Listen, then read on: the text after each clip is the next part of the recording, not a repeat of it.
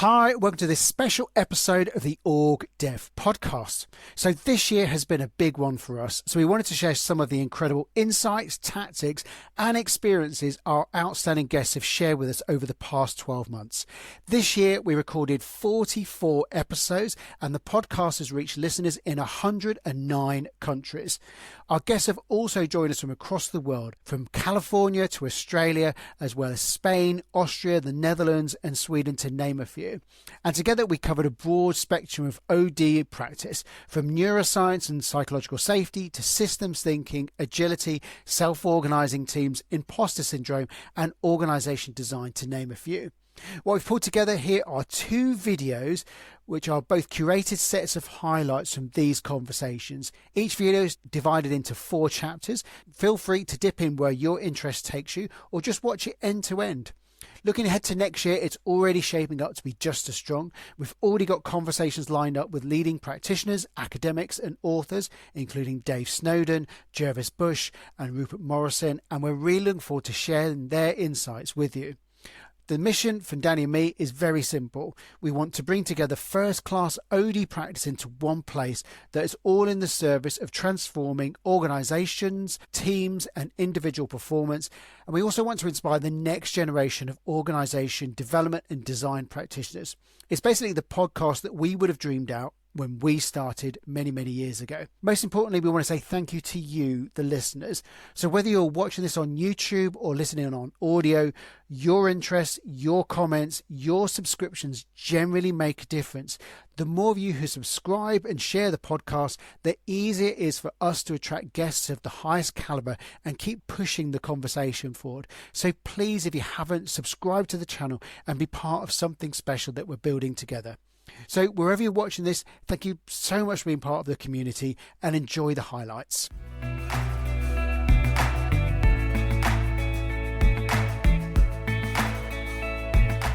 And the inflection point, you said it, Garen, very nicely, is HR is not about HR. It's about winning in the marketplace. Because if we don't succeed in the marketplace, there's going to be no workplace. And so we're seeing an evolution that's a pretty dramatic one, that when I in HR go into a meeting, I don't start by talking about my HR program, hybrid work, leadership, culture, compensation. I start by talking about, what do our customers need? What do our investors need? And as Stevie said so well, what do our quality of life with families? So for me, an inflection point is HR is not about HR. It's more about building success in the marketplace. And that's different. And you can answer that. You will never need to do a podcast again. I mean, it's one of the challenges. I think it's something really interesting what you said also about the fact that the chief people officer in that scenario, the pressure he was feeling, the culture for the organisation's culture. And so often we'll talk to HR professionals who feel like the culture sits with them, which is flawed in my view. It's not the responsibility of the HR team, even if it's called the people and culture team. That's a function of the weaponized ignorance in my mind, though, because if I am the CEO of an organization, then I have the most visible profile and I have huge amounts of pressure. You know, I'm the face of the company. And if I say, we're committed to this, we're committed to creating a culture where people can perform at their best because we know how vital that is for our performance as an organization, but then turns around and says, okay, HR, it's over to you. I just said that on national television. Go. And they separate themselves from driving that, then it has a limited chance of success. It's not that it can't succeed, but one of the things that I've learned so many important things from John Amaechi, but one of them was, if you have people in the most senior positions in an organization who are willing to hand off responsibility for driving organizational culture to somebody else, then that sends a massive dog whistle that who we say we are here does not align with the lived experience that we actually want people to have. And the moment you have that disconnect between who we say we are here and how people actually experience the business, that is the thing that leads to all the stuff that we heard about, the Great Resignation, which is more accurately described as the Great Rejection. The number of people who will come into an organization and not stay through their probation period because they're like, well, this is not the picture that was created for me when I interviewed. churn. And it's a mistake for people to think that the only ones who are leaving organizations are younger people or more junior people or low performers. They're not. There's incredibly capable, talented, high potential individuals who are looking at to find a place that aligns with their personal values and doesn't expect them to just turn into an automaton and have no feelings and no empathy. And that's the pathway to burnout. And if you enter that atmosphere or that climate and you go, well, how do you feel? They were like, well, who are you and why are you wasting my time? So rather, what I've been doing is more like trying to simulate that and be a part of the debate and being a bit more, well, you're about to make a massive mistake. Have you thought about that? That doesn't sound like that's not a neutral coaching question, is it? That's more like, testing the waters, really sort of engaging with the leaders because they want that. And everyone's mileage will, vary here. So this is not to be taken as universal advice, but this is a coaching stance that I've not seen that much explored, certainly not in literature, but what I've seen work rather well. Yeah, so go to war a bit with them and, enjoy that. Yeah, there's a natural kind of style that you often see at senior team level, which is more drawn to that kind of debate style. And you kind of articulate it really clear, which is like there is that kind of not necessarily win-lose, but if I'm going to change my mind, then you have to really get into my point and you've got to kind of convince me because my mind is pretty much made up already. It's like, how do you do that in the most expedient and efficient way? When you don't have a vast amount of time with them, you don't have, I'm assuming, like 2-hour coaching sessions with them. It's kind of short, sharp sessions. How do I do that? Yeah, that's the magic, isn't it? I think what I tend to do is to do the classic things like let's investigate. Are we using that word in the same way? That's a classic one. What assumptions are hidden beneath this? Have you... the risk is always a good one. Have you considered the risks? And usually we find ourselves in discussions that are more temporal, like when do we do this? And then I become the one who talks about the cost of not deciding and, what does standing still look like for you? And I guess I'm just trying to muddy the waters for them a bit, which sounds very counterintuitive. But usually what executives also do is that they come in with a solution. And the way my engagement with leaders have developed is that I reduce as much clarity as possible around that solution because they think they have that clarity, right? So what I do is I muddy the waters a lot and I ask a lot of difficult questions. And, it's a bit like the double diamond of design thinking. So you open up and then you have to close in. So at the end of a coaching session, I try to clear the waters again. But now the waters are even more clear.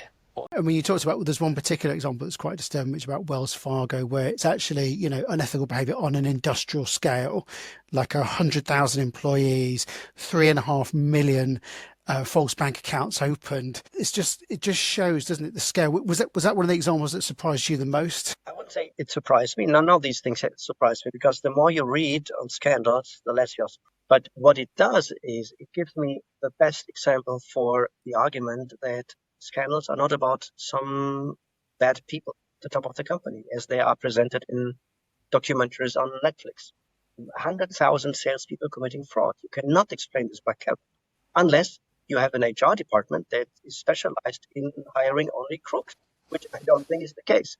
Or people who are crooks think, well, I have to work at Wells Fargo because that's where I can live my fullest life as a crook. No, that is not what drives it. What drives it is situations that are so desperate, there's so much pressure that one of my favorite quotes from a salesperson at Wells Fargo, so much pressure that one of them later on, I have been in the Gulf War.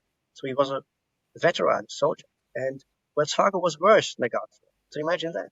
We have people who say, well, I couldn't sleep on Sunday or couldn't sleep at night by thinking about the next day's shift or was hiding in the men's bathroom crying, or someone says, I was achieving my goals, but then they were never satisfied. I have to do more and more and more. So you're always running behind your goals. You get humiliated by your superior. You are fired if you don't achieve your goal. They yell at you. So it's a horrible, horrible situation. You do what it takes to survive. And then you observe your colleagues doing it. And they get promoted, and their behavior get tolerated. Their leaders push them to do it. And then you think, yeah, well, if they all can do that, why not?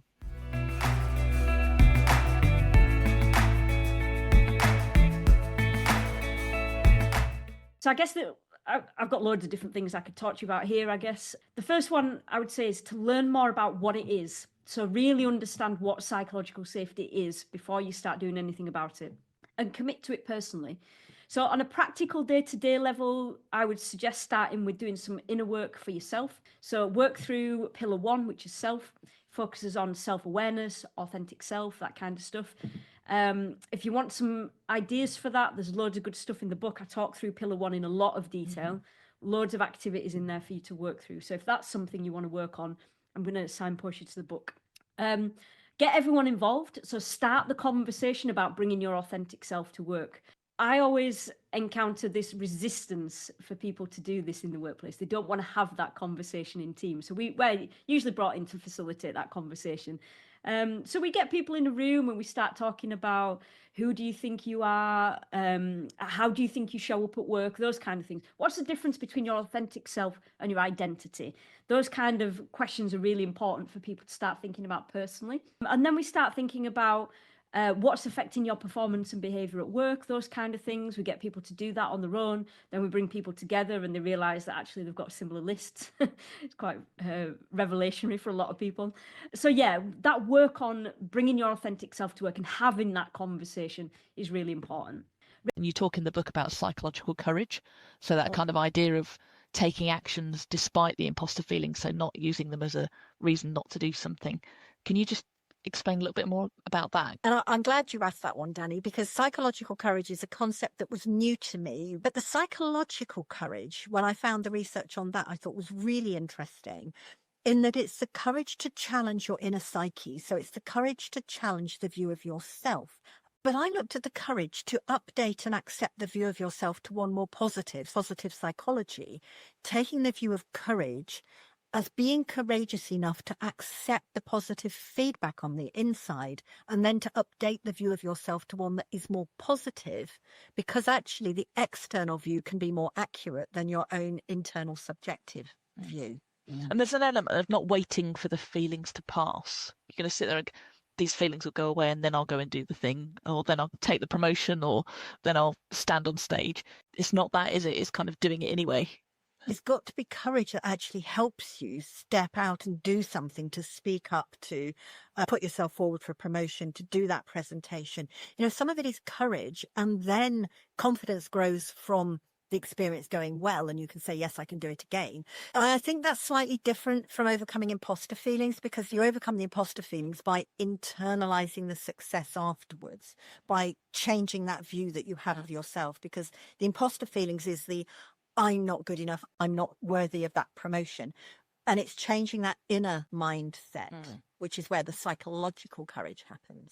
And thinking about this word of not knowing, the word that popped into my mind was being okay with uncertainty and accepting that you won't have all of the answers. And I think there's also something about being okay with saying, I don't know, or being okay with saying something if the situation transpires that it doesn't go the way you think. And when you feel the pushback, it's really uncomfortable to stop and go, okay, I sense in the room that something isn't working, or I sense that, you know, the change that we're trying to make here isn't landing with you. You know, tell me more about what's happening. I think we need courage to do that too. That's not necessarily linking to the courage that reframe it as from the imposter feelings inside our heads. But I do think there is an enormous amount of courage to stop and listen and understand what's happening. One of the things that really stood out for me is you were quoting a senior leader in an insurance company, and they said, and that's something that you sort of hung on to, is the quality of the interior condition of the OD consultant will make a difference in the quality of the impact they make. And one that he just said, one of the things he noticed, that the success of the project they were working on didn't depend so much on the degree the person had, the experience they had, but the interior condition of the consultant. Very important, because in terms of presence, in terms of doing the work effectively, we must do a lot of inner work. at one point I tell people when I'm training these doctoral students, you need to feel like you have a right to be there doing the work that you're doing that day. So, sometimes we feel almost apologetic, we want to fit in, and that gets in the way. But so people who do the inner work. So in terms of my inner work, besides learning and starting with NTO T groups, learning a lot about myself in that T group, I learned particularly that I didn't think I should be angry. So I think to be an effective person, it helps you to step outside of the science. So now we're into the art. This is the art of becoming the whole person who can, who can do the work effectively. Emotions are kind of, we don't do that. It's not for the workplace. We don't deal with emotions, but they're there, aren't they? Just they are unacknowledged. Yeah. We want to just put them aside. People get angry or people get frustrated or someone gets excited and everyone's like, why are you excited about this? That's a fad, right? But excitement is saying, I'm interested, right? I'm optimistic. I want to engage in this. Anger and frustration, well, maybe we haven't found the root cause yet. And if we just say, hey, I'm hearing this anger, that's what it sounds like to me. Someone might sit back and go, well, I'm actually not angry. I'm just really passionate about this. Here's what's been nagging me, right? And you might actually get some more information if you just put a name to it and let someone then further articulate what they're thinking. That's really interesting, isn't it? Because I think in my experience anyway, so at senior leadership level, a lot of senior leaders suppress their emotions. They may be feeling very emotional, so they may be feeling very anxious, and you can tell the behavioural tells, but they wouldn't necessarily name it. For practitioners watching this, how do you create the psychological safety where they feel okay to actually name their emotion? Because although it's perfectly healthy, they may feel making themselves a little bit vulnerable in front of their colleagues, for example, rather than sort of projecting this, I'm in control, this is all fine. Yeah, well, if you're in control and it's all fine, why are you anxious, right? That's a good question. I think that's where practitioners who have some experience with coaching, it benefits them. I found that over the years that the training I continue to engage in executive coaching helps me navigate those situations, because you have to meet the executive where they are. But two, sometimes your job is to help name things as a practitioner. So if you're sensing that from a senior leader and you're in a room of senior leaders, there's nothing wrong with as who you are in your role saying, hey, I'm sensing a shift in the room. I'm feeling a tension. Is anyone else feeling that tension? And just you being the one to say, this is what I'm feeling. Are you feeling it? And making it safe to just, this exists. And then they can all correct me if I'm wrong. Say, nah, we're fine. Okay. But you have to keep creating those moments where it's okay to surface it. And sometimes the group you're working with will acknowledge it, and sometimes they won't. And if they won't, it's probably just a sign they're not ready. But you just keep gently nudging it over time. And again, that's where org development's not an event, it's a process, because that process can take, several iterations before folks are comfortable. Yeah, and you touch on something, because that's that kind of the thing that you get with experience, isn't it? It's I'm going to make a very light intervention. You can act on this or not, but you don't have to respond perfectly to me now. You don't have to go, I'm having a cathartic moment because you asked the right question at the right time. You kind of sort of making and if they decide to act on it, that's okay. We'll move on. We'll try again in a different way. There's that kind of not feeling the need to be certain and be right at all times. It's uncomfortable. It really is. Because, here's another difference with org development, a practitioner in it versus a consultant, right? Consultants are called in to be an expert. They're called in to say, here's recommendations on how you solve your problems based on what we know. And if in my perception as what an org development practitioner is doing, you're not there to solve the problem. That has to emerge from the group that you're working with. Your job is to help facilitate the space and the conversations and the process to actually get to that result with the group who needs to own the result. So putting yourself in the position of saying, I'm not here to solve this for you, but I am here to create that safe space and give you the opportunity to do it in a way that maybe you haven't tried before. That's uncomfortable. That's, I think, when we talk about the difference between an accidental and intentional practitioner, when you're an intentional practitioner, that's going to feel much more natural than it does early in your career. Because I have to admit, that's probably one of the things that in the last 8 years, it's taken me a while to be okay with saying, I don't have the answer. What are we doing here? What do you want to talk about, group? It's your conversation. It's your agenda. I set up an agenda with you, but if that gets blown out of the water because this topic is the topic to talk about, are you willing and able to stay there? And is that what you want? And if the answer is yes to all those things, then okay, let's stay here. Let's have this conversation because it clearly matters to you.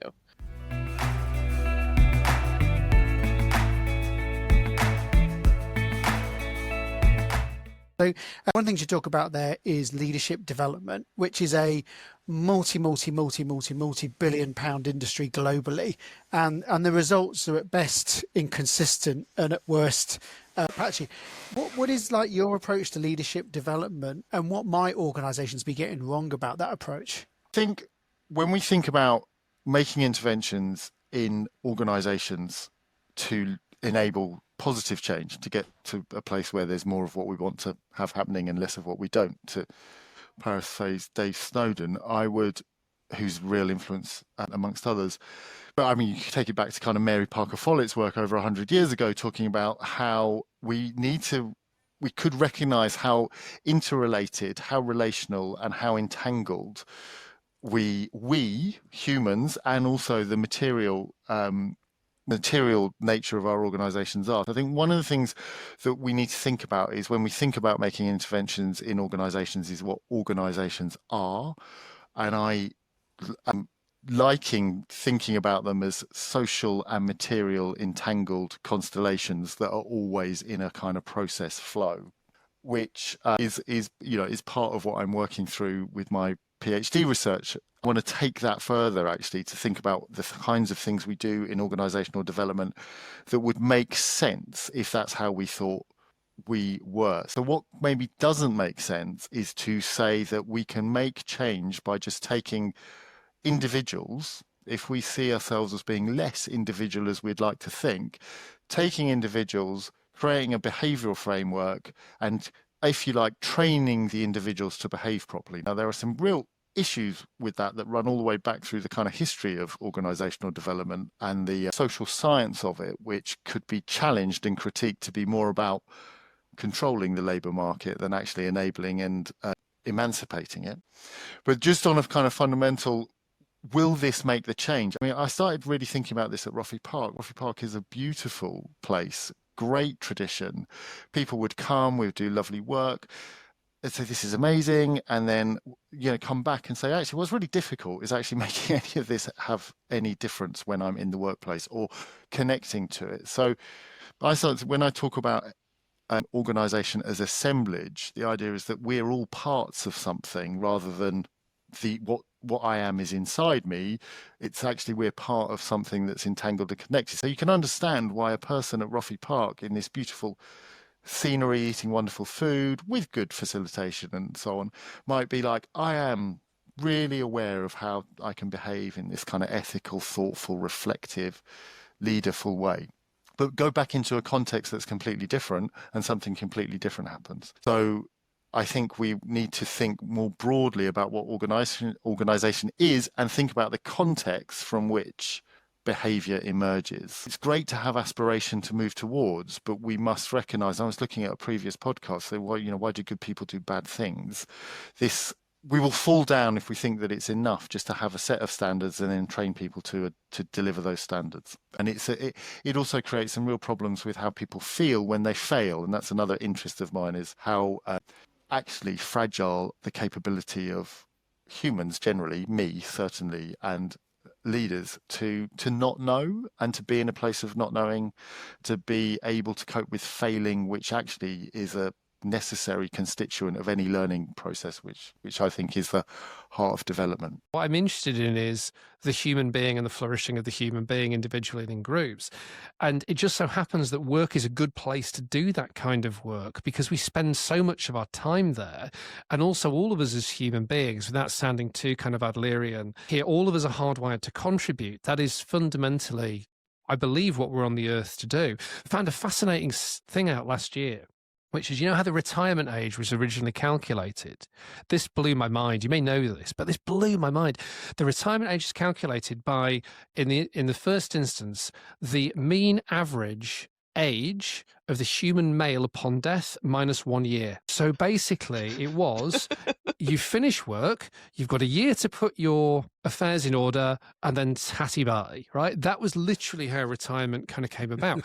And what I took from that is, oh my God, it's as human beings, we have to have use. We have to have a means of contribution, right?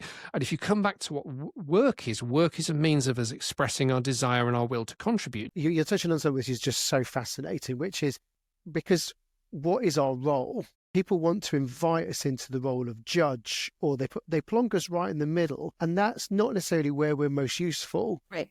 And we have to listen to ourselves. Then we go, well, this doesn't feel right. Am I in the right place? Am I going to take your invitation to be in the middle and try and sort this out?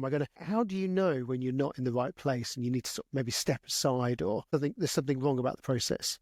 Yeah. I think in this case, there wasn't something wrong with the process, because the thing is you put the process in place, you put the governance in place. And for me, I have a very clear visual of what that looks like. In this case, I can tell you, we had our core project team, which was like doing the work. It was me and a couple of really fantastic right hands, basically like putting this process in place, doing the workshops, doing the facilitation. We had identified subject matter experts that would be brought into the conversation as needed, attending I think that they were weekly core team meetings. Then we had our steering committee, where we identified these are our real decision makers, and here's the executive sponsor who can kind of trump everybody else. That's how we did it. And I knew that my job was never as a decision maker. My job was to put a really clear and concise process in place with core milestones that we're all working toward together, and celebrating the success when we've achieved them, moving on to the next thing, bing, bang, boom.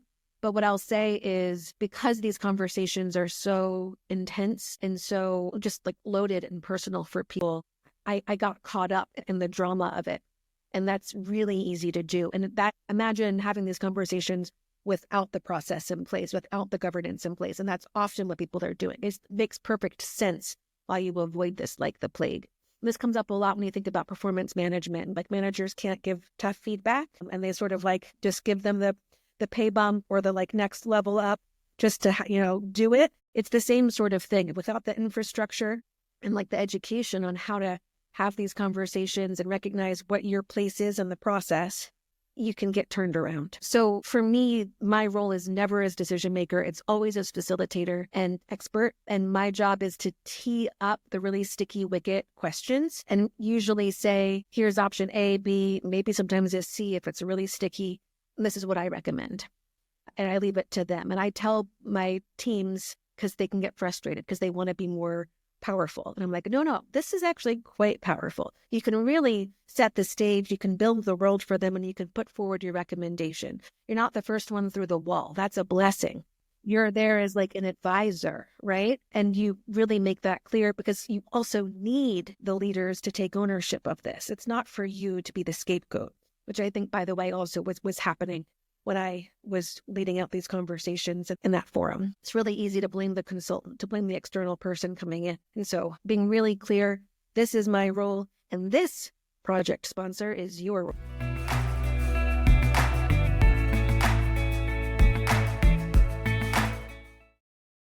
I did a very interesting experiment. I've actually experimented a bit with a big audience and asked them if they would prefer decisions in terms of resourcing, meaning if you were to undertake a new project or a new opportunity, and this decision was made by your manager, a physical person, or if this decision was made by AI, which one you would actually prefer more and you would find more just. Interestingly enough, but that was during the early times of AI, people still preferred the resourcing decisions to be made by their manager.